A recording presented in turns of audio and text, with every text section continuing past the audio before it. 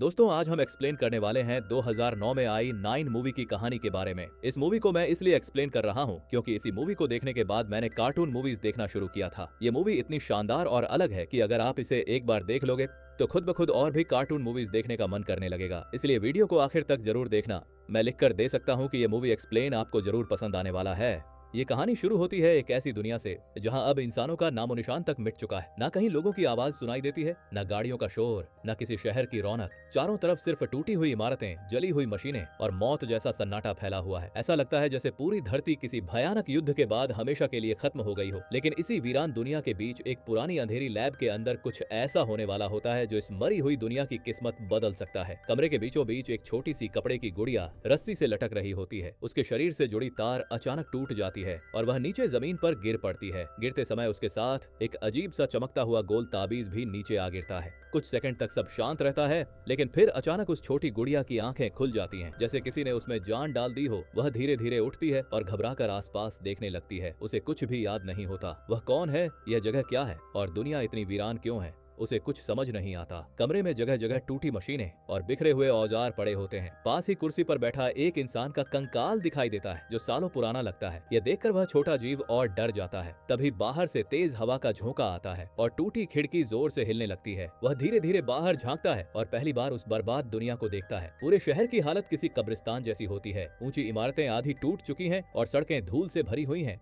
नीचे सड़क पर उसे अपने जैसा ही एक और छोटा जीव दिखाई देता है। वह उसे आवाज देने की कोशिश करता है, लेकिन उसके अंदर आवाज निकालने वाला हिस्सा ही नहीं होता। मजबूरी में वह अपने शरीर के अंदर पड़ा वह रहस्यमयी ताबीज रखता है और नीचे जाने का फैसला करता है। डरते डरते वह सड़क पर उतरता है। हर तरफ सन्नाटा होता है। ऐसा लगता है जैसे कोई उसे देख रहा हो। तभी अचानक दूर से एक रोशनी उसकी तरफ बढ़ती हुई दिखाई देती है। घबराकर वह लोहे का एक टुकड़ा उठा लेता है और जैसे ही वह अजनबी पास आता है वह उसके सिर पर हमला कर देता है। लेकिन सामने वाला हंसने लगता है। वह कहता है कि वह दुश्मन नहीं बल्कि दोस्त है। उसका नाम टू होता है। टू एक समझदार और चीजें बनाने वाला जीव होता है। वह नए आए इस जीव की पीठ पर बना नंबर देखता है और उसे 9 कहकर बुलाता है। जब टू को पता चलता है कि 9 बोल नहीं सकता तो वह अपने कबाड़ से एक छोटा उपकरण निकालकर उसके अंदर फिट कर देता है। अब पहली बार 9 की आवाज निकलती है। इसी दौरान टू की नजर 9 के अंदर रखे उस चमकते ताबीज पर पड़ती है। उसे देखकर उसके चेहरे का रंग बदल जाता है, जैसे वह पहले भी इस चीज के बारे में सुन चुका हो। लेकिन वह कुछ बोल पाता उससे पहले अचानक आसपास अजीब आवाजें आने लगती हैं। टू तुरंत मोमबत्ती बुझा देता है और 9 को छिपने को कहता है। कुछ ही पल बाद अंधेरे में से एक खतरनाक मशीन नुमा राक्षस बाहर निकलता है। उसका शरीर बिल्ली जैसा लेकिन बेहद डरावना होता है। उसकी आंखें लाल चमक रही होती हैं। वह सीधे टू पर हमला कर देता है। टू खुद को बचाने की कोशिश करता है, लेकिन वह मशीन उसे जोर से दूर फेंक देती है। 9 पहली बार इतना भयानक दृश्य देख रहा होता है। इसी दौरान उसके शरीर से वह ताबीज बाहर गिर जाता है। मशीन तुरंत उसे उठा लेती है। तभी गलती से 9 आवाज कर बैठता है और अब वह राक्षस उसके पीछे पड़ जाता है। 9 पूरी ताकत से भागने लगता है, लेकिन वह मशीन बहुत तेज होती है। ऐसा लग रहा होता है कि अब वह बच नहीं पाएगा। उसी समय टू अपनी जान जोखिम में डालकर उस मशीन का ध्यान दूसरी तरफ खींच देता है। वह राक्षस टू के पीछे भाग पड़ता है और दोनों दूर एक फैक्ट्री की तरफ गायब हो जाते हैं, जबकि 9 घायल होकर सड़क पर बेहोश गिर जाता है। कुछ समय बाद 9 की आंख खुलती है। वह खुद को एक छिपे हुए ठिकाने में पाता है। उसके शरीर पर नई सिलाई की गई होती है। उसे बचाने वाला एक और छोटा जीव होता है जिसका नाम 5 है। 5 एक मैकेनिक होता है और टूटी चीजें ठीक करने में माहिर होता है। 9 उसे टू के बारे में बताता है और कहता है कि उसे बचाना जरूरी है। लेकिन तभी वहाँ का नेता 1 सामने आता है। 1 बाकी सबकी तरह नहीं होता। उसकी आंखों में हमेशा डर दिखाई देता है। वह 9 पर गुस्सा करता है क्योंकि उसकी वजह से मशीनें उनके छिपने की जगह तक पहुंच सकती थीं। 9 बार बार कहता है कि टू अभी जिंदा है, लेकिन 1 उसकी बात मानने से इनकार कर देता है। उसके मुताबिक जो भी मशीनों के हाथ लग गया वह कभी वापस नहीं आता। इसके बाद 1 सबको ऊपर ले जाता है जहाँ से पूरी बर्बाद दुनिया दिखाई देती है। वह बताता है कि बहुत साल पहले इंसानों और मशीनों के बीच भयानक युद्ध हुआ था। इंसानों ने खुद ऐसी मशीनें बनाई थीं जो सोच सकती थीं, लेकिन धीरे धीरे वही मशीनें इंसानों के खिलाफ हो गईं। हर तरफ जहरीली गैस, बम और मौत फैल गई। आखिर में इंसान खत्म हो गए और सिर्फ ये छोटे जीव बच पाए। लेकिन 9 को अंदर से लगता है कि डर कर छिपना सही नहीं है। उसे विश्वास होता है कि टू अभी भी कहीं जिंदा है। आखिरकार वह अकेले ही उसे बचाने निकल पड़ता है। पहले तो 5 डरता है, लेकिन फिर वह भी 9 का साथ देने के लिए तैयार हो जाता है। दोनों उस फैक्ट्री की तरफ बढ़ते हैं जहाँ टू को ले जाया गया था। रास्ता बेहद खतरनाक होता है। चारों तरफ रेत के तूफान चल रहे होते हैं। टूटी इमारतों के बीच मशीनों के निशान दिखाई देते हैं। काफी मुश्किलों के बाद दोनों फैक्ट्री के के अंदर पहुंचते हैं। अंदर अंधेरा, धुआं और मशीनों की डरावनी आवाजें गूंज रही होती हैं। वे धीरे धीरे आगे बढ़ते हैं और आखिरकार उन्हें टू एक पिंजरे में बंद दिखाई देता है। लेकिन जैसे ही वे उसे छुड़ाने की कोशिश करते हैं,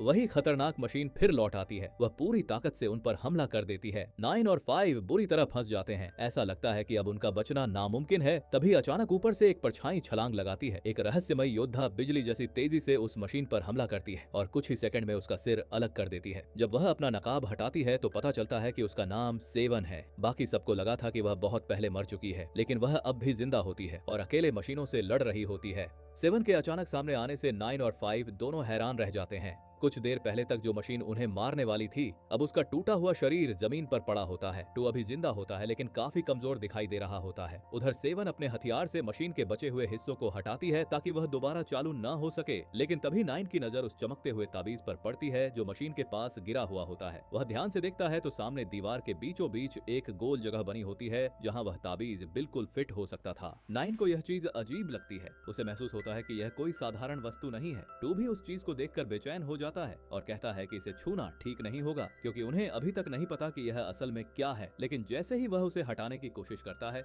अचानक पूरी फैक्ट्री कांपने लगती है। दीवारों के अंदर से भारी आवाजें आने लगती हैं। चारों तरफ लगे पुराने इंजन धीरे धीरे चालू होने लगते हैं। कुछ ही सेकंड में वह ताबीज तेज रोशनी छोड़ने लगता है और अचानक टू की आत्मा उसके शरीर से बाहर खींचने लगती है। 9 डरकर उसे पकड़ने की कोशिश करता है, लेकिन सब कुछ बहुत तेजी से हो रहा होता है। टू की आंखों की चमक गायब हो जाती है और उसका शरीर बिल्कुल शांत पड़ जाता है। उसी पल फैक्ट्री के बीचों बीच पड़ी एक विशाल मशीन जाग उठती है। उस मशीन का आकार किसी राक्षस से कम नहीं होता। उसके सैकड़ों लोहे के हाथ होते हैं और उसकी आंखों जैसी चमकती लाइटें पूरे अंधेरे को लाल रंग से भर देती हैं। 9, 5 और 7 समझ जाते हैं कि उन्होंने गलती से किसी भयानक चीज को जगा दिया है। तीनों तुरंत वहां से भागने लगते हैं, लेकिन वह मशीन उनके पीछे पीछे चल पड़ती है।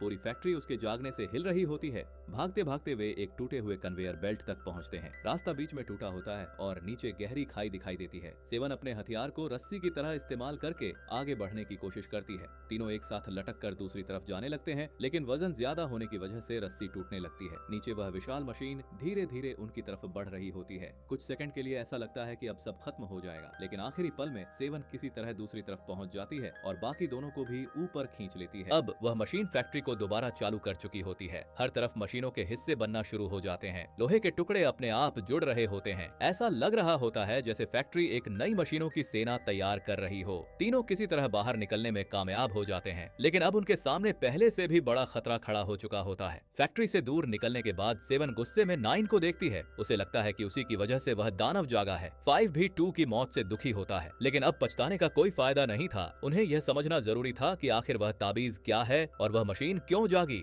तीनों एक पुरानी लाइब्रेरी की तरफ जाते हैं जहां 2 जुड़वां जीव 3 और 4 रहते हैं। वे बोल नहीं सकते, लेकिन उनकी आंखें और तस्वीरें बहुत कुछ बता देती हैं। लाइब्रेरी के अंदर पुरानी किताबें, अखबार और इंसानों के समय की चीजें भरी होती हैं। वहीं उन्हें धीरे धीरे इस दुनिया का असली इतिहास पता चलता है। पुराने अखबारों से पता चलता है कि इंसानों ने एक बहुत शक्तिशाली मशीन बनाई थी जो सोच सकती थी और खुद फैसले ले सकती थी। शुरुआत में उसे दुनिया को बेहतर बनाने के लिए बनाया गया था, लेकिन बाद में एक लालची शासक ने उसका इस्तेमाल युद्ध के लिए किया। उस मशीन ने इंसानों के लिए हथियार और युद्ध रोबोट बनाने शुरू कर दिए। धीरे धीरे वह इतनी ताकतवर हो गई कि उसने इंसानों को ही खतरा समझना शुरू कर दिया और फिर एक दिन मशीनों ने पूरी दुनिया के खिलाफ युद्ध छेड़ दिया। 9 यह सब सुनकर हैरान रह जाता है। अब उसे समझ आने लगता है कि जिस विशाल मशीन को उन्होंने जगाया है वह शायद उसी पुराने विनाश से जुड़ी हुई है। तभी 9 ताबीज का चिन्ह बनाकर सबको दिखाता है। उसे देखते ही 5 को याद आता है कि 6 नाम का एक और जीव हमेशा यही चिन्ह बनाता रहता था। 6 बाकी सबसे अलग होता है। वह अजीब अजीब चित्र बनाता है और अक्सर भविष्य जैसी बातें करता है। उन्हें लगता है कि शायद 6 इस रहस्य को समझता है, लेकिन समस्या यह थी कि 6 अभी पुराने ठिकाने पर मौजूद था जहां 1 उन्हें वापस आने नहीं देना चाहता था। 7 को भी वहां लौटना पसंद नहीं था, क्योंकि उसे 1 की डरपोक सोच से नफरत थी। उसके मुताबिक अगर वे हमेशा छिपते रहेंगे तो मशीनें एक दिन उन्हें ढूंढ ही लेंगी। आखिरकार 7 गुस्से में अकेली चली जाती है, जबकि 9, 5 और दोनों जुड़वां पुराने ठिकाने की तरफ बढ़ते हैं। वे चुपके से अंदर घुसने की कोशिश करते हैं, लेकिन तभी विशालकाय बॉडीगार्ड 8 उन्हें पकड़ लेता है। 8 उन्हें सीधे 1 के सामने ले जाता है। 1 पहले से ही गुस्से में होता है, क्योंकि उसे पता चल चुका होता है कि फैक्ट्री में सोई मशीन अब पूरी तरह जाग चुकी है। 9 उसे सब कुछ समझाने की कोशिश करता है, लेकिन 1 उसकी कोई बात सुनने को तैयार नहीं होता। उसी दौरान 6 वहां आता है। उसके हाथ में फिर वही रहस्यमय चिन्ह बने होते हैं। 6 कहता है कि वही ताबीज इस पूरी तबाही की चाबी है, लेकिन इससे पहले कि वह सब कुछ बता पाता, अचानक ऊपर से जोरदार धमाके की आवाज आती है और ठिकाने के ऊपर एक नई नई उड़ने वाली मशीन हमला कर देती है। उसका आकार किसी लोहे के गिद्ध जैसा होता है, उसकी आंखें लाल चमक रही होती हैं और उसके पंखों से तेज धातु की आवाज निकल रही होती है। उसे देखते ही वन और एंट तुरंत छिपने का रास्ता पकड़ लेते हैं, क्योंकि वे जानते थे कि ऐसी मशीन से लड़ना आसान नहीं है। लेकिन नाइन और बाकी लोग वहीं फंस जाते हैं। वह उड़ने वाला दानव अपने पंजों से हमला करना शुरू कर देता है। कुछ ही सेकंड में पूरा ठिकाना टूटने लगता है। एट अपने भारी शरीर के बावजूद उस मशीन के सामने खड़ा हो जाता है। वह अपने सिर पर पड़ा धातु का हेलमेट ठीक करता है और पूरी ताकत से उस मशीन पर हमला बोल देता है। उसके हाथ में सिर्फ टूटी हुई कैंची का हिस्सा होता है, लेकिन फिर भी वह डरता नहीं। उधर सेवन भी वापस लौट आती है, क्योंकि उसने ऊपर उड़ती हुई उस मशीन को देख लिया था। जैसे ही वह अंदर पहुंचती है, बिना समय गंवाए सीधा उस दानव पर टूट पड़ती है। उसकी चाल इतनी तेज होती है कि मशीन कुछ पल के लिए पीछे हट जाती है, लेकिन तभी वह उड़ने वाला रोबोट अपनी लंबी लोहे की रस्सी छोड़ता है, जो सीधे सेवन के पैर में फंस जाती है। कुछ ही सेकंड में सेवन हवा में लटक जाती है और मशीन उसे ऊपर खींचने लगती है। नाइन यह देखकर घबरा जाता है। वह पूरी ताकत से सेवन को पकड़कर नीचे खींचने लगता है, लेकिन मशीन की ताकत बहुत ज्यादा होती है। ऐसा लग रहा होता है कि अब सेवन बच नहीं पाएगी। तभी फाइव को एक आइडिया आता है। उसे पास में पड़ा पुराना इंजन दिखाई देता है। वह जल्दी से सिक्स की मदद लेकर उस इंजन को चालू करने की कोशिश करता है। कुछ ही सेकंड में इंजन घूमना शुरू कर देता है और उसके बड़े बड़े पंखे तेजी से घूमने लगते हैं। उसी समय मशीन की रस्सी उन पंखों में फंस जाती है। अब हालात पलट जाते हैं। वह उड़ने वाला दानव खुद खींचकर इंजन की तरफ जाने लगता है। मशीन पूरी ताकत से उड़ने की कोशिश करती है, लेकिन अब बहुत देर हो चुकी होती है। अगले ही पल उसका शरीर घूमते हुए लोहे के पंखों से टकरा जाता है और जोरदार धमाका होता है। पूरा ठिकाना आग की लपटों में घिर जाता है। मशीन के टुकड़े चारों तरफ बिखर जाते हैं। हालांकि सबकी जान बच जाती है, लेकिन उनका छिपने का ठिकाना पूरी तरह जल चुका होता है। अब उनके पास कहीं जाने की जगह नहीं बचती। मजबूरी में सब लोग फिर से पुरानी लाइब्रेरी लौटते हैं। रास्ते भर हर कोई खामोश रहता है। टू की मौत, नई मशीनों का हमला और अब यह आग, सबको एहसास हो चुका था कि खतरा पहले से कहीं ज्यादा बड़ा हो चुका है। लाइब्रेरी पहुंचने के बाद सिक्स अपने बनाए हुए चित्र फैलाता है। वह बार बार उसी ताबीज का चिन्ह बना रहा होता है। 3 और 4 पुरानी किताबों में कुछ ढूंढते हैं और आखिरकार उन्हें एक ऐसी किताब मिलती है जिसमें आत्माओं को एक शरीर से दूसरे शरीर में भेजने की प्रक्रिया के बारे में लिखा होता है। सिक्स धीरे धीरे समझ जाता है कि वह ताबीज सिर्फ कोई मशीन चालू करने वाली चाबी नहीं है, बल्कि वह आत्माओं को कैद करने की शक्ति रखता है। यह सुनकर नाइन को 2 की याद आती है। उसे एहसास होता है कि शायद 2 पूरी तरह खत्म नहीं हुआ। उसकी आत्मा अभी भी उस विशाल मशीन के अंदर कैद है, लेकिन वन इस बात को बेकार मानता है। वह कहता है कि अब सिर्फ एक ही रास्ता बचा है, भाग जाना और कहीं छिप जाना। लेकिन इस बार सेवन चुप नहीं रहती। वह गुस्से में वन की गर्दन पर हथियार रख देती है। उसे लगता है कि वन की डरपोक सोच की वजह से ही सब लोग मर रहे हैं। तभी वन एक ऐसा सच बताता है जिसे सुनकर सब दंग रह जाते हैं। वह स्वीकार करता है कि उसने जानबूझकर 2 को बाहर भेजा था, ताकि वह मशीनों के हाथ लग जाए, क्योंकि 2 उस ताबीज और पुराने रहस्यों की सच्चाई जानने के बहुत करीब पहुंच चुका था। वन को डर था कि अगर सच बाहर आया तो सबकी मौत हो जाएगी। यह सुनते ही सेवन का गुस्सा और बढ़ जाता है। अगर नाइन उसे रोकता नहीं तो शायद वह उसी समय वन को मार देती। उधर बाहर अंधेरे में कोई उन्हें देख रहा होता है। विशाल मशीन अब पहले से भी ज्यादा ताकतवर बन चुकी होती है। वह फैक्ट्री में नए नए राक्षस तैयार कर रही होती है। इस बार वह 2 के शरीर का इस्तेमाल करके एक नया खतरनाक जीव बनाती है। उसका शरीर सांप जैसा लंबा होता है, लेकिन उसके ऊपर 2 का चेहरा सिल दिया गया होता है। उसे देखकर कोई भी धोखा खा सकता था। रात के समय ऐंट बाहर पहरा दे रहा होता है। तभी उसे अंधेरे में 2 दिखाई देता है। पहले तो उसे लगता है कि 2 जिंदा लौट आया है, लेकिन जैसे ही वह पास जाता है, वह अजीब जीव अपनी चमकती आंखों से उसे सम्मोहित कर देता है। कुछ ही सेकंड में ऐंट उसके वश में आ जाता है। वह मशीन धीरे धीरे ऐंट को पकड़ लेती है और बाकी लोगों की तरफ बढ़ने लगती है। थोड़ी देर बाद वन भी उसके जाल में फंस जाता है। अब वह डरावना जीव एक एक करके सबको पकड़ने की कोशिश करता है। नाइन समझ जाता है कि यह असली 2 नहीं है, बल्कि मशीनों का बनाया हुआ जाल है, लेकिन तब तक बहुत देर हो चुकी होती है। वह सांप जैसी मशीन 8 को पकड़कर फैक्ट्री की तरफ ले जाती है, जबकि सेवन उसे रोकने की कोशिश में खुद भी उसके साथ खींच जाती है। अब नाइन के सामने एक और मुश्किल खड़ी हो चुकी होती है। उसके 2 साथी दुश्मन के कब्जे में जा चुके होते हैं और इस बार दुश्मन पहले से कहीं ज्यादा चालाक और खतरनाक बन चुका होता है। 7 और 8 के पकड़े जाने के बाद पूरे समूह में डर फैल जाता है। हर किसी को लगने लगता है कि अब शायद उनका बचना नामुमकिन है, लेकिन नाइन हार मानने वालों में से नहीं होता। उसकी आंखों में अब डर से ज्यादा गुस्सा दिखाई दे रहा होता है। उसे एहसास हो चुका था कि अगर उन्होंने अभी कुछ नहीं किया तो वह विशाल मशीन एक दिन पूरी दुनिया पर हमेशा के लिए कब्जा कर लेगी। वन फिर से सबको भाग जाने की सलाह देता है। उसका कहना होता है कि मशीनों से लड़ना बेकार है, लेकिन इस बार 5 भी उसकी बात मानने से इनकार कर देता है। अब उसे भी समझ आने लगा था कि हमेशा छिपते रहना कोई हल नहीं है। आखिरकार 9 फैसला करता है कि वह अकेले फैक्ट्री के अंदर जाएगा और 7 वेट को वापस लेकर आएगा। अगर वह वापस नहीं लौटा तो 5 को पूरी फैक्ट्री उड़ा देनी होगी। सब लोग चुपचाप उसकी तरफ देखते रहते हैं। किसी को नहीं पता होता कि वह जिंदा लौटेगा भी या नहीं। 9 धीरे धीरे उस भयानक फैक्ट्री की तरफ बढ़ने लगता लगता है। रास्ते में हर तरफ मशीनों की आवाजें गूंज रही होती हैं। फैक्ट्री अब पहले से कहीं ज्यादा सक्रिय हो चुकी होती है। ऊपर धुएं के बड़े बड़े गुबार निकल रहे होते हैं और अंदर हजारों मशीनें काम कर रही होती हैं। नाइन चुपके से अंदर घुस जाता है। अंदर का नजारा देखकर उसकी सांसें रुक जाती हैं। चारों तरफ आधे बने रोबोट लटके हुए होते हैं। कुछ मशीनें नए हथियार तैयार कर रही होती हैं, जबकि कुछ छोटे छोटे ड्रोन पूरे इलाके की निगरानी कर रहे होते हैं। ऐसा लग रहा होता है जैसे कोई विशाल सेना तैयार हो रही हो। थोड़ी दूर जाकर नाइन देखता है कि 8 को उस विशाल मशीन के सामने बांध कर रखा गया है। वह दानव फिर से वही ताबीज इस्तेमाल कर रहा होता है। कुछ ही सेकंड में 8 की आत्मा उसके शरीर से बाहर निकलने लगती है। नाइन डर और गुस्से के बीच छिपकर यह सब देखता रहता है। वह समझ जाता है कि जब भी मशीन किसी की आत्मा खींचती है तब कुछ पल के लिए उसका सुरक्षा तंत्र बंद हो जाता है। यही उसकी सबसे बड़ी कमजोरी थी। अब अगली बारी 7 की होती है। उसे देखकर नाइन और इंतजार नहीं कर पाता। वह अचानक बाहर निकलकर उस सांप जैसी मशीन का ध्यान अपनी तरफ खींच लेता है। मशीन तुरंत उसके पीछे दौड़ पड़ती है। नाइन फैक्ट्री के बीचों बीच दौड़ता रहता है, जबकि पीछे वह खतरनाक जीव उसका पीछा करता रहता है। भागते भागते नाइन उसे एक बड़े घूमते हुए गियर के पास ले आता है। उसी समय वह चालाकी से उस मशीन को लोहे के ढांचे में फंसा देता है। वह सांप जैसा राक्षस खुद अपनी ही सिलाई में उलझ जाता है और गियर में अटक जाता है। अब उसके शरीर के हिस्से टूटने लगते हैं। नाइन मौका देखकर 7 को पकड़ लेता है और दोनों तेजी से वहां से भाग निकलते हैं।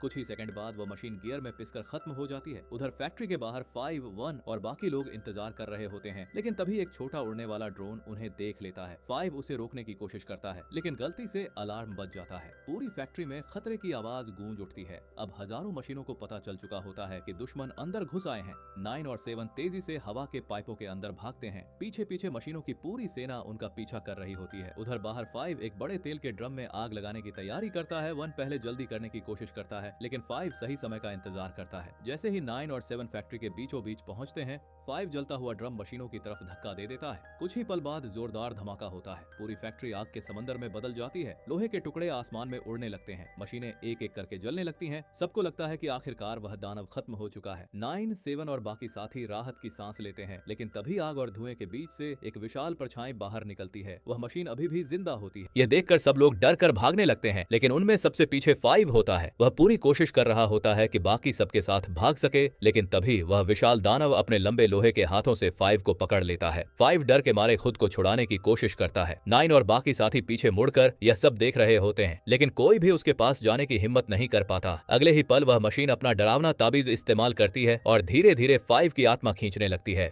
5 दर्द में चिल्लाता रहता है, जबकि उसके दोस्त बेबस होकर अपने ही साथी को मरते हुए देखते रहते हैं। कुछ ही सेकंड में 5 की आंखों की चमक खत्म हो जाती है और उसका शरीर बेजान होकर नीचे गिर जाता है। यह देखकर 9 पूरी तरह डर जाता है। अब उसे समझ आ जाता है कि अगर वे रुके तो अगला नंबर उनका होगा। इसके बाद सभी वहां से भागते हुए उस टूटे हुए ब्रिज की तरफ पहुंचते हैं, जहां आगे की आखिरी लड़ाई होने वाली होती है। अब उसका शरीर पहले से भी ज्यादा डरावना दिखाई दे रहा होता है। उसकी लाल आंखें सीधे 9 की तरफ देख रही होती हैं। गुस्से में वह पूरी ताकत से उनकी तरफ बढ़ने लगती है। सब लोग जान बचाकर भागते हैं। पास ही एक पुराना रेलवे ब्रिज होता है जो आधा टूटा हुआ होता है। सब उसी की तरफ दौड़ पड़ते हैं, लेकिन मशीन का वजन इतना ज्यादा होता है कि जैसे ही वह पुल पर चढ़ती है, पूरा पुल टूटने लगता है। लोहे की पटरियां नीचे गिरने लगती हैं। 7 पीछे मुड़कर मशीन को रोकने की कोशिश करती है, लेकिन तभी 6 उसे रोक देता है। वह चिल्लाकर कहता है कि उनके साथियों की आत्माएं अभी भी उस मशीन के अंदर कैद हैं। अगर मशीन नष्ट हुई तो शायद वे हमेशा के लिए खत्म हो जाएंगे। इतना कहने के बाद 6 खुद मशीन के हाथों में फंस जाता है। बाकी लोग उसे बचाने की कोशिश करते हैं, लेकिन बहुत देर हो चुकी होती है। विशाल मशीन उसकी आत्मा भी खींच लेती है और फिर उसका शरीर नीचे गहरी खाई में फेंक देती है। मरने से पहले 6 आखिरी बार 9 की तरफ देखता है और चिल्लाकर कहता है कि जवाब उसी जगह छिपा है जहाँ से उसकी शुरुआत हुई थी। ये सुनते ही 9 समझ जाता है कि उसे वापस उस पुरानी लैब में जाना होगा जहाँ वह पहली बार जिंदा हुआ था। 6 की आखिरी बात 9 के दिमाग में बार बार गूंज रही होती है। उसकी आंखों के सामने अपने साथियों की मौत घूम रही होती है। 2, 8 और अब 6 एक एक करके उसके दोस्त उस मशीन का शिकार बन चुके थे। लेकिन इस बार 9 के अंदर डर नहीं बल्कि एक अलग ही जिद पैदा हो चुकी होती है। उसे लगता है कि अगर उसने अब सच नहीं जाना तो बाकी सब भी मर जाएंगे। उधर 1 अब भी यही चाहता था कि वे कहीं दूर जाकर छिप जाएं। उसके मुताबिक मशीन को हराना नामुमकिन था, लेकिन 7 उसकी बात सुनने को तैयार नहीं होती। उसे अब 9 पर भरोसा होने लगा था। आखिरकार 9 अकेले उसी पुरानी लैब की तरफ निकल पड़ता है जहां उसकी शुरुआत हुई थी। काफी देर बाद 9 उस पुराने कमरे तक पहुंच जाता है। वही कमरा जहां उसने पहली बार अपनी आंखें खोली थीं। सब कुछ पहले जैसा ही होता है। पुरानी मशीनें, टूटी दीवारें और वह इंसान का कंकाल जो कुर्सी पर बैठा हुआ था। नाइन धीरे धीरे कमरे को देखने लगता है। तभी उसकी नजर कुछ कागजों पर पड़ती है। उनमें अलग अलग डिजाइन बने होते हैं। ध्यान से देखने पर उसे एहसास होता है कि वे डिजाइन उसके सभी साथियों के थे।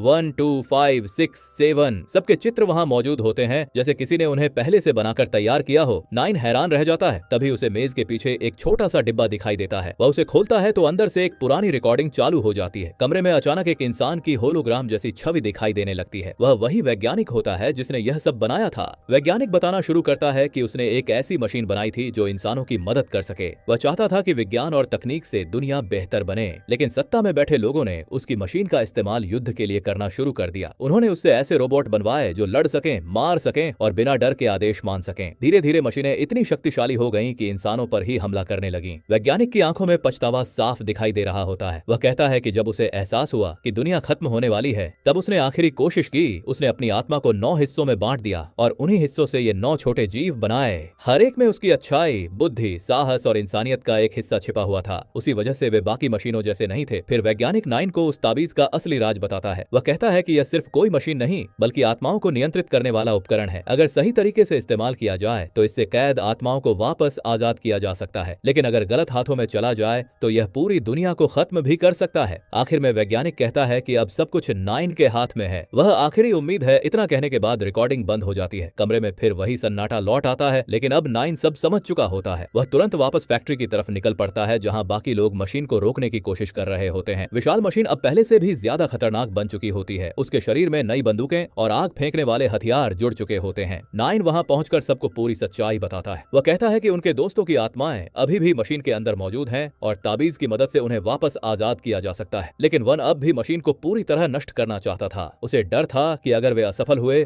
तो सब मारे जाएंगे। बहस के बीच मशीन उन पर हमला कर देती है। चारों तरफ गोलियां चलने लगती हैं। आग की लपटें हवा में उठने लगती हैं। नाइन और उसके साथी टूटे हुए लोहे के डिब्बों के पीछे छिपते हुए आगे बढ़ते हैं, लेकिन मशीन बहुत ताकतवर होती है। कुछ ही सेकंड में वह पूरे इलाके को तबाह करना शुरू कर देती है। सेवन मशीन के करीब पहुंचने की कोशिश करती है, लेकिन अचानक विस्फोट होने से वह दूर जा गिरती है। वन भी घायल हो जाता है। अब नाइन अकेला रह जाता है, लेकिन वह हार नहीं मानता। वह जानता था कि यही आखिरी मौका है। नाइन खुद को मशीन के सामने ला खड़ा करता है। विशाल दानव उसे आसान शिकार समझकर पकड़ लेता है। जैसे ही वह उसकी आत्मा खींचने की तैयारी करता है, उसी पल वन अचानक आगे आ जाता है। पहली बार वन डरकर भागने की बजाय किसी और के लिए खुद को कुर्बान करता है। वह नाइन को धक्का देकर खुद मशीन के सामने आ जाता है। अगले ही पल मशीन उसकी आत्मा खींच लेती है, लेकिन इसी दौरान नाइन को मौका मिल जाता है। वह तेजी से मशीन के अंदर लगे ताबीज तक पहुंचता है और उसे बाहर निकाल लेता है। अब मशीन बेकाबू होने लगती है। उसके सारे सिस्टम गड़बड़ाने लगते हैं। नाइन तुरंत वही प्रक्रिया दोहराता है जो वैज्ञानिक ने रिकॉर्डिंग में दिखाई थी। ताबीज तेज रोशनी छोड़ने लगता है। कुछ ही सेकंड में मशीन के अंदर कैद सभी आत्माएं बाहर निकलने लगती हैं। 286 और बाकी सबकी चमकती हुई आत्माएं हवा में तैरने लगती हैं। विशाल मशीन जोर जोर से कांपने लगती है। उसकी लाल आंखों की रोशनी बुझने लगती है और आखिरकार एक जोरदार धमाके के साथ वह हमेशा के लिए बंद हो जाती है। लंबी लड़ाई आखिर खत्म हो चुकी होती है। इसके बाद नाइन और उसके बाकी साथी अपने दोस्तों को आखिरी विदाई देते हैं। आसमान की तरफ उठती हुई आत्माएं धीरे धीरे बादलों में गायब होने लगती हैं और तभी कई सालों बाद पहली बार आसमान से बारिश की बूंदें गिरने लगती हैं। लेकिन यह साधारण बारिश नहीं होती। उन बूंदों के साथ छोटे छोटे जीवन के कण धरती पर फैलने लगते हैं। सूखी जमीन पर हरियाली उगने लगती है। ऐसा लगता है जैसे खत्म हो चुकी दुनिया में जिंदगी दोबारा जन्म ले रही हो। और इसी उम्मीद के साथ ये कहानी यहीं खत्म हो जाती है कि शायद एक दिन इस बर्बाद धरती पर फिर से नई दुनिया बस सकेगी। तो दोस्तों, यह थी नाइन मूवी की पूरी कहानी। ये मूवी भले ही एक कार्टून मूवी हो, लेकिन अगर आप इसे एक बार देखना शुरू करोगे तो आखिर तक नजर नहीं हटा पाओगे। आपको ये कहानी कैसी लगी हमें कमेंट में जरूर बताना। अगर वीडियो अच्छा लगा हो तो चैनल को सब्सक्राइब जरूर कर लेना। हम फिर मिलेंगे 2 से 3 दिन बाद ऐसी ही एक और जबरदस्त वीडियो के साथ। तब तक के लिए अपना ध्यान रखें। धन्यवाद।